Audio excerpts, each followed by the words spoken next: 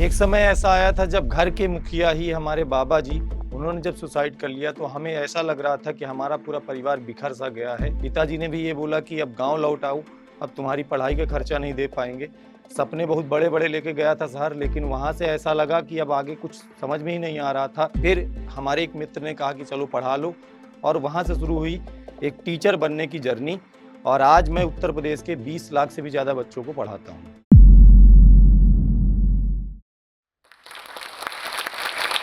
नमस्कार, मेरा नाम मुकेश त्रिपाठी है। मैं उत्तर प्रदेश के कौशाम्बी जिले के एक छोटे से गाँव चांदेराई गाँव से आता हूँ, और मेरी शुरुआती पढ़ाई उसी गाँव में एक ऐसे स्कूल से हुई है, जहाँ पर बच्चे आज भी ज़मीन पर बोरी बिछाकर बैठकर पढ़ाई करते हैं, छप्पर के नीचे बैठकर पढ़ाई करते हैं। बहुत कुछ बदल गया पिछले कई सालों में, लेकिन उस स्कूल की स्थिति आज तक नहीं बदली है। ऐसे स्कूल से मैंने अपनी पढ़ाई की 10वीं तक की। मेरे पिताजी एक साधारण किसान हैं, और पिताजी घर में खेती-किसानी करते हैं, बहुत कम छोटी-मोटी खेती है। घर में सबसे ज़्यादा कमाने वाले या घर का खर्चा चलाने वाले हमारे दादाजी थे। उन्हीं के कमाई से हमारा पूरा परिवार चलता था, और हमने 10वीं तक की पढ़ाई की। बहुत बड़े-बड़े सपने थे, पढ़ने में काफ़ी होशियार था शुरू में ही। 9वीं 10वीं में मैथ मेरा फ़ेवरेट सब्जेक्ट था। मैथ में ये हालत थी कि कभी भी मेरे मैथ में 100 में 99 या 100 नंबर से कम कभी आए ही नहीं। मैथ मेरी बहुत अच्छी थी। 10वीं तक की पढ़ाई की, सपने बहुत बड़े थे। 10वीं के बाद बाबा जी ने फैसला लिया कि तुम्हें शहर जाके पढ़ाई करनी है। प्रयागराज में मेरा 11वीं में एडमिशन कराया गया, और मैंने आके यहाँ अपनी पढ़ाई शुरू की। सब कुछ अच्छा चल रहा था, मैं पढ़ाई भी अच्छे से कर रहा था। सपने थे कि भविष्य में कुछ बड़ा करना है, और समाज में अपना नाम रोशन करना है, अपने पिताजी का नाम रोशन करना है। सब कुछ सही चल रहा था, लेकिन जब मैं 12वीं क्लास में था, उसी दौरान मेरे घर में एक बहुत बड़ा हादसा होता है। मेरा भाई घर में ही एक छोटे से पेड़ से गिर जाता है, और उसकी रीढ़ की हड्डी टूट जाती है। उसको लेकर के हम पूरा परिवार उसको प्रयागराज हॉस्पिटल में लाते हैं, और हॉस्पिटल में सभी डॉक्टर उसको जवाब दे देते हैं कि अब तो तुम जीवन में कभी खड़े नहीं हो पाओगे। जब प्रयागराज में हमारे भाई को सभी डॉक्टर ने जवाब दे दिया, ये बोला कि ये कभी सही नहीं हो पाएगा, उसको लेके हम लखनऊ आते हैं। लखनऊ में पीजीआई में उसका ऑपरेशन होता है, और लगभग 6 महीने इलाज चलता है, और उस इलाज में हमारे दादाजी, मुझे अच्छी तरीके से याद है, उस समय 18-20 लाख रुपए उनको फंड में मिले थे। वो सारे पैसे लग गए। साथ में हर रिश्तेदारों से कर्जा हो गया, और उस कर्जे के बदौलत क्या हुआ कि हमारे पूरे परिवार पे आप मान के चलो कि 10 लाख से भी ज़्यादा कर्जा हो गया था। और उसके बाद जो भी कमाई थोड़ा बहुत दादाजी की पेंशन आती थी, उसी से उनका इलाज चल रहा था। और उस समय क्या हुआ कि दादाजी अंत में इतना परेशान हो गए, उन्होंने जाकर के एक दिन फैसला लिया कि अब मुझे नहीं रहना चाहिए। मेरा सुसाइड उनका सुसाइड लेटर आज तक मेरे लिए रखा है, शायद मेरे जीवन का सबसे मोटिवेशन उसी लेटर से आज भी मिलता है।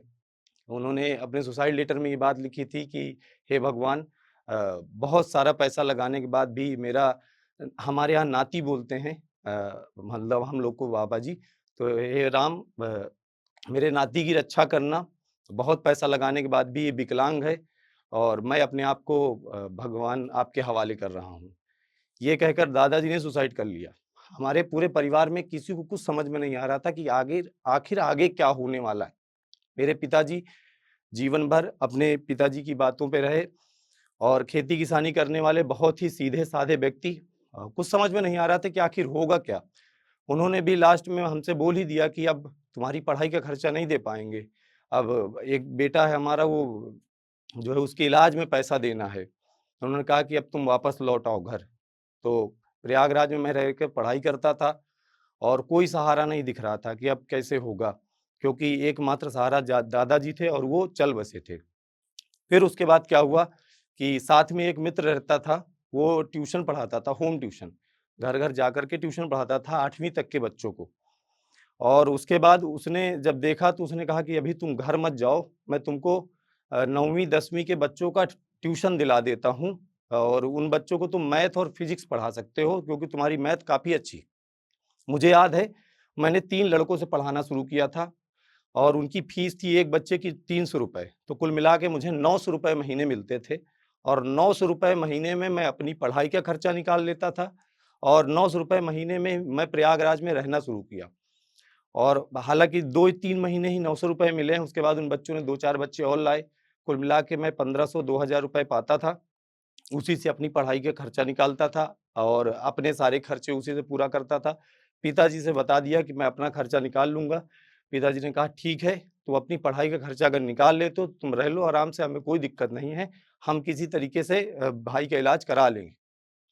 वहाँ से मैंने पढ़ाना शुरू किया था और शुरुआत में सपना तो कुछ और था, टीचर बनने का सपना नहीं था, लेकिन जब वहाँ से पढ़ाना शुरू किया और बाद में उसी काम में मज़ा आने लगा। कारण ये था कि मैं अपने से जस्ट 1 साल, 2 साल पीछे वाली कक्षाओं के बच्चों को पढ़ाता था। 11वीं के बच्चों को पढ़ाता था, 12वीं के बच्चों को पढ़ाता था और उनसे ही सीखा, बहुत कुछ सीखने को मिलता था। मैं पढ़ने में मानता हूँ अच्छा था, लेकिन इतना भी अच्छा नहीं था कि बच्चों को सीधे पढ़ा लूँ। लेकिन मेरे बच्चे जेईई के, एनडीए के बड़े-बड़े परीक्षाओं में आने वाले सवालों को लेकर मेरे पास आते थे और उन सवालों को मैं सॉल्व करता था, बहुत कुछ सीखने को मिलता था। एक समय ऐसा आया कि मेरे घर पे, यानी जहाँ पर मैं रहकर पढ़ाई करता था प्रयागराज में, मेरे घर पे 15 से 20 बच्चे आने लगे पढ़ने के लिए और वो बच्चे मुझसे मैथ और फिज़िक्स सब्जेक्ट पढ़ते थे और उनको मैं हर तरह के प्रश्नों को बताता था। कभी ऐसा होता था कि कभी-कभी वो सवाल लेके आते थे, मैं नहीं बता पाता था, तो उनको कह देता चलो अगले दिन बताऊँगा, लेकिन अगले दिन मैं कहीं न कहीं से सीख करके उन बच्चों को हमेशा पढ़ाने की कोशिश किया हूँ।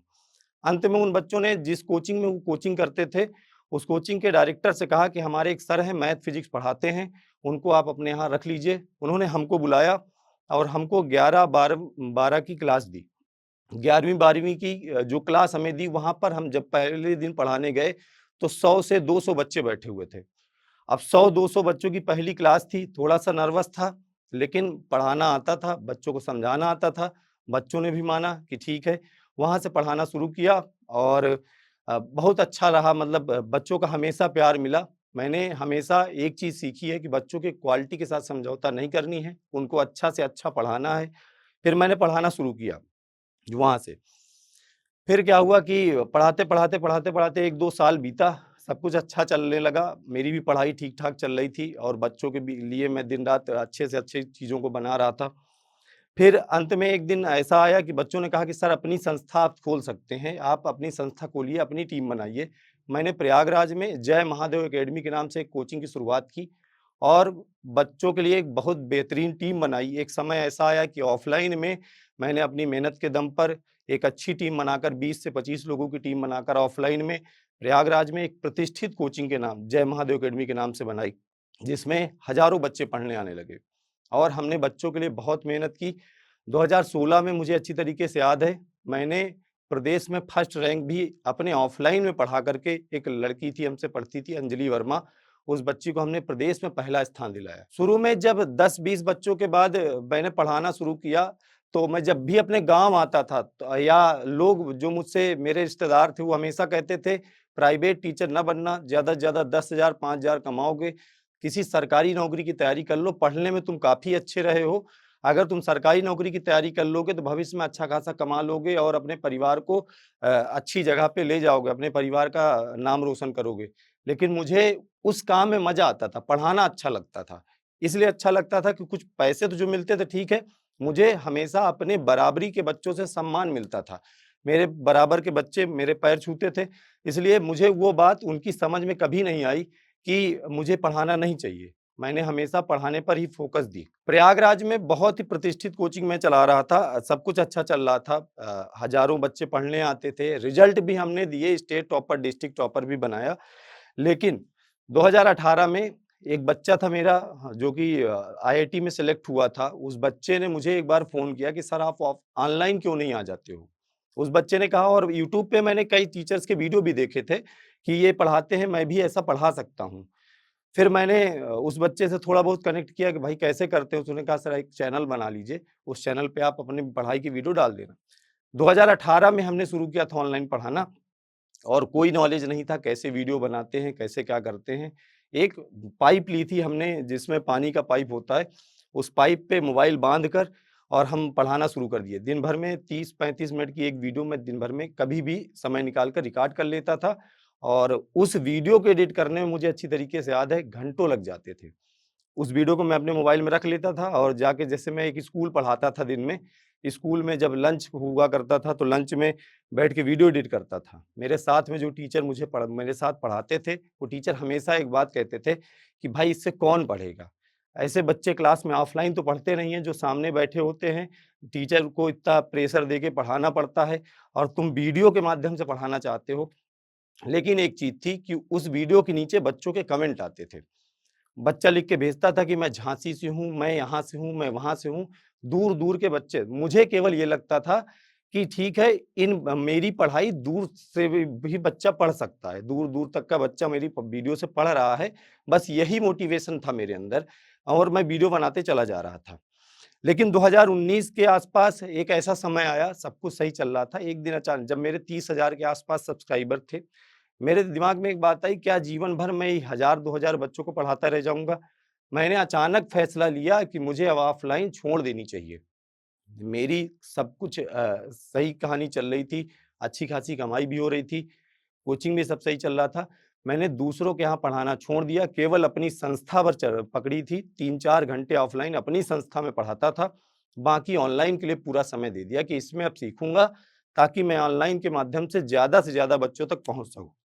तो मैंने सब कुछ छोड़ दिया और केवल ऑनलाइन पढ़ाना शुरू किया। फिर मुझे याद है, मैंने दिन भर में हमेशा उस दिन से दिन भर में रोज़ 2 वीडियो बना लेता था और 2 वीडियो, एक मैथ की, एक फिज़िक्स की, मैं बच्चों तक पहुँचाता था।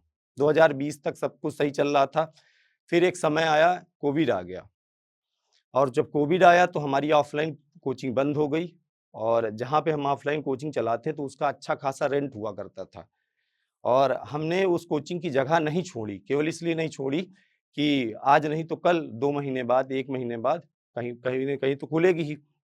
और जो थोड़े बहुत पैसे बचाए थे, वो सारे के सारे पैसे हमने मकान मालिक को किराए के रूप में दे दिए।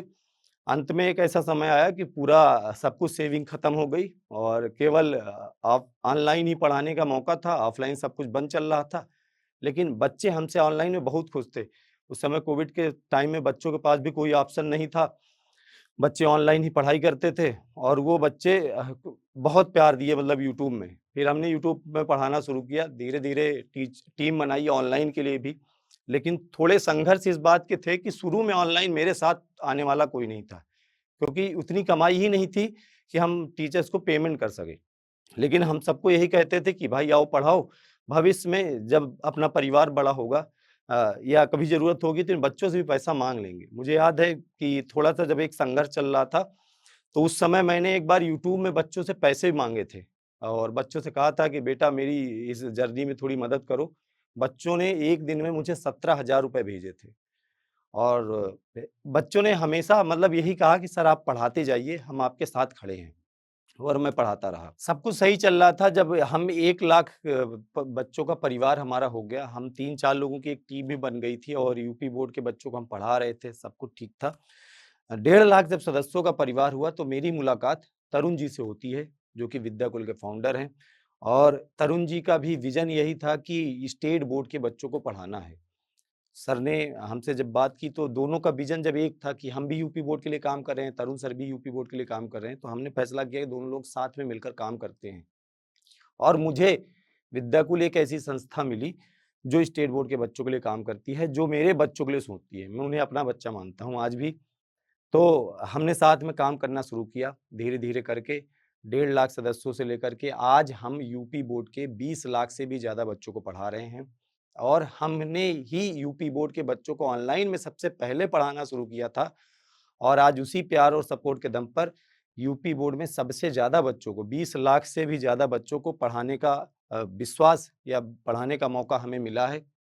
हमारा केवल एक ही विज़न रहता है कि गाँव में जो किसान का बच्चा है, मज़दूर का बच्चा है, जिसके पास आज भी रिचार्ज के पैसे नहीं होते हैं, वो मुझे आज भी याद है, बच्चा मेरा इस स्थिति का है कि बच्चे हमारे दिन में काम करके आते हैं, काम करने जाते हैं, मज़दूरी करने जाते हैं, उसके बाद अपनी पढ़ाई का खर्चा निकालते हैं।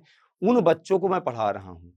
मेरे पास बहुत सारे ऐसे फ़ोन आते हैं, हमेशा बच्चों के मैसेज आते हैं कि सर मेरे घर की स्थिति ऐसी है, बहुत ही निम्न स्थिति के बच्चों को मैं पढ़ा रहा हूँ।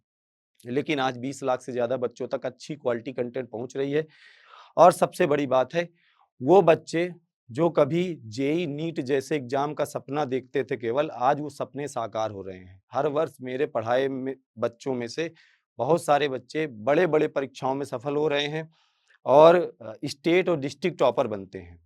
मेरा विज़न अब आज अपने सही मुकाम पर पहुँचा है कि जो मैंने सोचा था कि मेरा पढ़ाया बच्चा या यूपी बोर्ड से पढ़ने वाला बच्चा टॉपर बने, तो वो बच्चा आज टॉपर बन रहा है। मेरे पास आज भी इस तरह के बच्चे पढ़ते हैं कि जो अपनी पढ़ाई का खर्चा खुद निकाल रहे हैं।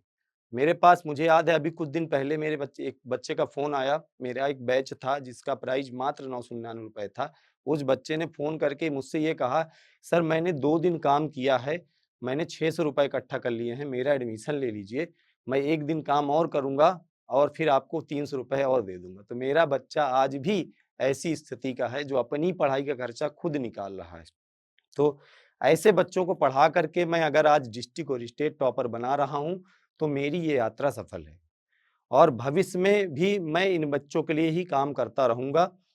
मेरा पढ़ाने का जुनून इस तरीके से है, आज मैं आपको बता दूँ मेरे अंदर एक टीचर जो है वो मेरे रूह में बसा हुआ है। मुझे अच्छी तरीके से याद है, एक बार मैं बाइक से जा रहा था और मेरा एक्सीडेंट हो गया था, मेरी कॉलर बोन टूट गई थी और कॉलर बोन टूटने के बाद डॉक्टर ने मुझे हाथ में प्लास्टर लगाया हुआ था और बोला था कि 1 महीने तक आपको अभी ना बाइक चलानी है, ना आप पढ़ा सकते हैं। लेकिन मुझे अच्छी तरीके याद है, मैं 5वें दिन ही अपने बाएँ हाथ से बोर्ड पे पढ़ा रहा था, कपड़े नहीं पहन पाता था, तो मैंने अपने ऊपर एक शाल डालकर पढ़ाना शुरू कर दिया। मैंने ये सोचा कि बच्चे जो है मेरे पढ़ाई से मतलब रखते हैं, ना कि मेरे कपड़े से मतलब रखते हैं। मैंने उन बच्चों को उस स्थिति में भी पढ़ाया। अभी इस साल की अगर मैं बात करूँ, अगर आप मेरा इंटरव्यू देख रहे हैं, जो मेरे बच्चे देख रहे हैं, वो जान रहे होंगे, इस साल आपको याद होगा कि मैं एक क्लास के बीच से अपनी क्लास छोड़ी थी। इस साल जब बोर्ड की परीक्षा चल रही, तो उस समय मुझे लगातार खाँसी आ रही थी कई दिनों तक और मेरे स्टाफ के कई लोगों ने कहा, "सर अपनी दवा करा लीजिए, दवा करा लीजिए।" लेकिन मैं उन चीज़ों को नज़रअंदाज करता रहा क्योंकि जब बोर्ड परीक्षा होती है, तो शायद वो मेरी परीक्षा होती है। उस समय जो परीक्षा होती है, वो मेरी परीक्षा होती है। मैं बच्चों के से ज़्यादा मेहनत सोचता हूँ कि मुझे करनी पड़ेगी, तभी मेरा बच्चा अच्छा नंबर ला पाएगा और मैं नज़रअंदाज करता रहा कि ठीक है, करा लूँगा दवा। बोर्ड की परीक्षा हुई, बोर्ड परीक्षा के बाद बच्चों का रिज़ल्ट आया। जब रिज़ल्ट आया, तो उस समय इस वर्ष हमने जब 400 से भी ज़्यादा बच्चों को डिस्ट्रिक्ट और स्टेट टॉपर बनाया, तो उन बच्चों का इंटरव्यू लेने निकल गया मैं। 15 दिन तक मैं उत्तर प्रदेश के लगभग 40-50 जिलों में घूमा, हर बच्चे के घर गया। बीमारी थी लेकिन फिर भी मुझे अपनी बीमारी कभी समझ ना आई। मैं हर बच्चे के घर गया, उनका इंटरव्यू के लिए किया और उसके बाद जब मैं वापस आया, अपने बैच में पढ़ाना शुरू किया, तो 2-3 दिन ही क्लास ले पाया था। चौथे दिन अचानक क्लास में ये इवेंट हुआ था कि क्लास में पढ़ाते-पढ़ाते मैं अचानक मुझे तेज़ से खाँसी आती है और मेरे खाँसी के साथ ढेर सारा खून निकलना शुरू हो जाता है और मेरे स्टूडियो में मुझे अच्छी तरीके से याद है, आधे घंटे तक लगातार मेरे मुँह से खून निकल रहा था। सोचिए मैं अपनी बीमारी तक भूल जाता हूँ, आज बच्चों के बीच जब पढ़ाना शुरू करता हूँ। क्योंकि मेरा यही जीवन रहा है, मुझे इसी काम में मज़ा आता है। पैसे, दुनियादारी ये सब चीज़ें मुझे नहीं समझ में आती, मुझे केवल यूपी बोर्ड के बच्चों को पढ़ाना और उन बच्चों के साथ काम करने में मज़ा आता है। मैं पढ़ा रहा था, पढ़ाते-पढ़ाते अचानक खाँसी आती है, ढेर सारा खून आने लगता है, तुरंत हॉस्पिटल जाता हूँ। अगले दिन जब पूरी जाँच होती है, तो डॉक्टर बोलते हैं कि कहाँ थे भैया इतने दिन? थोड़ा और कुछ दिन बाद आते तो तुम आ ही ना पाते। ये स्थिति थी, डॉक्टर्स ने कहा कि इतनी बड़ी बीमारी कितने दिन से तुमने पाल रखी है। मेरे चेस्ट में पूरा इन्फेक्शन था, दवा चली और फिर ऐसा एक समय आ गया 15-20 दिन में क्लास ना ले पाया। फिर से आज पढ़ा रहा हूँ। मैं आपको ये बताना चाहता हूँ कि एक समय ऐसा था कि जब मैं 3 बच्चों को पढ़ाता था और महीने के मुझे ₹900 केवल मिलते थे। वहाँ से मेरा ये सफ़र शुरू हुआ है और केवल एक चीज़ थी कि मेरे अंदर ईमानदारी थी बच्चों को लेकर के। मैंने कभी पैसे के लिए काम नहीं किया, मैंने हमेशा बच्चों की क्वालिटी कंटेंट पे काम किया है, उनको अच्छी से अच्छी शिक्षा देने के लिए काम किया है। और वहाँ से सफ़र शुरू करके आज शायद मैं उसी ईमानदारी के दम पे आज 20 लाख से भी ज़्यादा बच्चों का भरोसा बन पाया और आज मेरी टीम के अंदर 50 से भी ज़्यादा लोगों की टीम हो गई है, जिसमें शिक्षक हैं, टाइपिस्ट हैं, ऑपरेटर हैं, डिज़ाइनर हैं, कई तरह के लोग होते हैं और आप ये समझ लीजिए कि 900 से शुरू हुआ सफ़र आज मेरा इस लेवल पे पहुँच गया है कि आज मैं कम से कम 25 लाख रुपए हर महीने अपने स्टाफ को सैलरी दे रहा हूँ। और ये बच्चों केवल आपकी वजह से हो पाया है क्योंकि आपने ही हमेशा मुझे एक अच्छे शिक्षक के रूप में जाना है और मुझे बनाया है आप लोगों ने। तो मैं अपनी इस पूरी जर्नी से आपको एक मैसेज देना चाहता हूँ और बच्चों को भी और आने वाले शिक्षकों को भी कि आप ईमानदारी से काम करिए।